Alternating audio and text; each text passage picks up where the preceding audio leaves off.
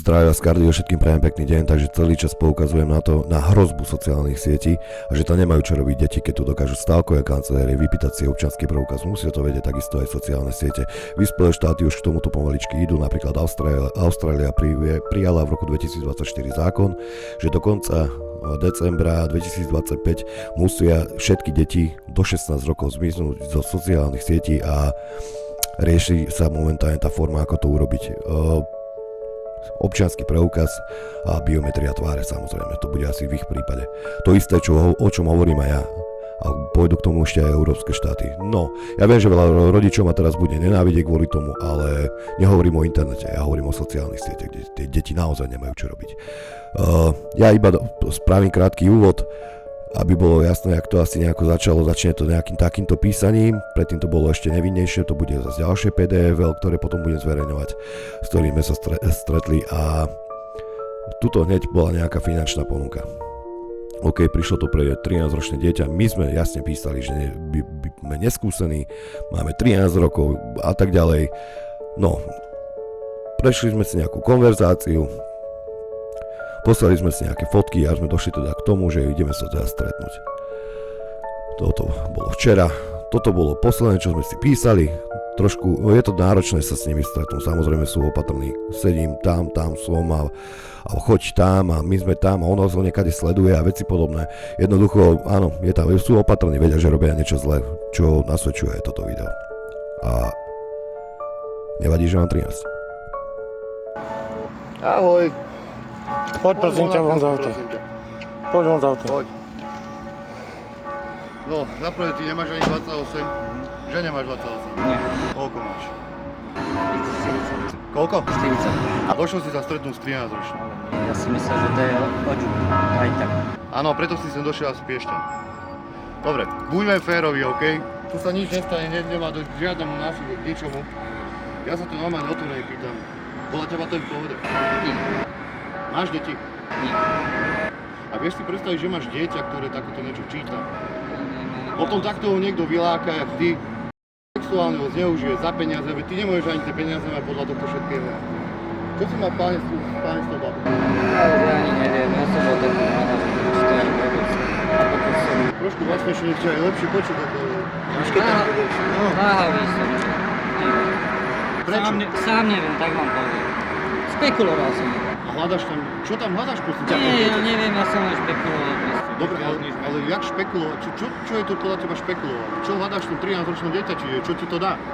Nie, ja som neveril som tomu aj, takže že by ne... No dobré, a keby to vyšlo, tak čo by si s ňou robil? Asi nič, neviem. Asi by som, neviem, asi nič. Počuj, písal si, Není som...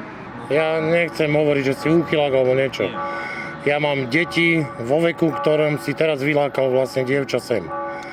Teraz si zober, že si postavený otca a zober si, že 40-ročný chlap, ty si neveríš na to, aby si našiel seberovnú ženu? Potom máš problém. A to sa týka psychického problému alebo nejakého...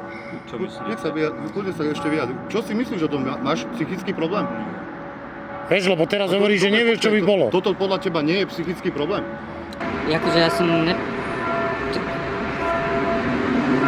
neviem ani ako by som to nazval, zlyhanie alebo somarina. Dobre, a čo konkrétne ťa lákalo na 13-ročnom dieťati, mi povedz? Došiel si ten za akým účelom? Akože čo si Nemal som chcel? nejakú teraz presnú predstavu. Nejaký vzťah nadviazať alebo porozprávať sa? Bolo to 50-50, myslel som si. Že zasunieš dneska, ne? Nie. Ale, Ja som nechcel si v tom nebol. Ja som nepísal nič. vieš čo je jedna výhoda, že tu to točí a ja som si to písal s tebou celý čas. A bavili sme sa o tom, že či tam bude nejaký Lebo to sex nepíšeš alebo si s niečo. ňou, ale píšeš si s A ním. bolo tam jasne napísané, že v podstate čo budem schopná urobiť za peniaze, ne? A napísal som, že nie. Že nemusí to byť sex, ja to kľudne nájdem. Však samozrejme, že nejdete betonovať alebo murovať, že ne? nemusí to byť sex, že stačí, keď ti asi predpokladám vyhoní, vyfajčím alebo niečo, ne? Toto ťa na tom lákalo. Normálne kľudne môžeš hovoriť. Áno. No nie, tak nie. No myslel som si. Dobre, a podľa teba, keď to 13-ročné dieťa chytí, dotkne sa 40-ročného chlapa, tak ten dotyk je v poriadku? Ale ja neviem, či by to bolo vhodné. Neviem, fakt neviem, čo by No, sa stalo, dobre. keby, že sa stretneme. Dobre. Ťažko vám poviem, tak to viete. Fakt neviem. A už sa ti stalo, že sa takto išiel stretnúť s nejakou takouto babou? Nie. Ešte nie. Toto je, čiže prvé náhodné stretnutie, akurát mne sa to podarilo, hej, ako drapnúť ťa. Lebo mal som vzťah a teraz som bol chuj, sa mi to... Mal si vzťah aspoň s plnoletou, alebo... No, jasne. Hej? To je také pozitívne teda. Dobre, mal si vzťah a ty sa chcel dostať z toho vzťahu a z nejakého rozchodu cez nejaké 13-ročné dieťa, áno? Nebolo to, že by som sa dostal, ale som Ak bol... môžete podať si kľudne do bundu. Vidím, že si spotený. Vidím, že si v strese, ale Vidíš, Bojím sa, no. nemáš sa čoho bať, nemáš sa čoho bať. Je to nepríjemné. Nemáš sa čoho bať, Tvoja tvár nebude nejako zverejnená nikde ani nič podobné. toto si my točíme pre seba. Je mi to strašne nepríjemné. No, nevedem. No a teraz ti vysvetlím teda to nepríjemné, čo teraz vravíš. Teraz si zober, že naložíš moju dceru do auta, zoberieš ju niekde do lesa, alebo niekde Dýchaj. a budete mať spolu pohlavný styk. Si zober, že 13-ročné decko nemá takéto nič zažívať, 13 si myslím. A ešte jasne ti A nie písala, ešte- že je panna, že nemá žiadne skúsenosti. To ešte, lákalo ťa to ešte viacej? Nie. A dobre, nebolo by lepšie, keby... Dobre, už keď sa bavíme, že to není teda pod zákonom a berú teda mladé baby. Aspoň, ja neviem, nejakú 18-ročnú alebo tak.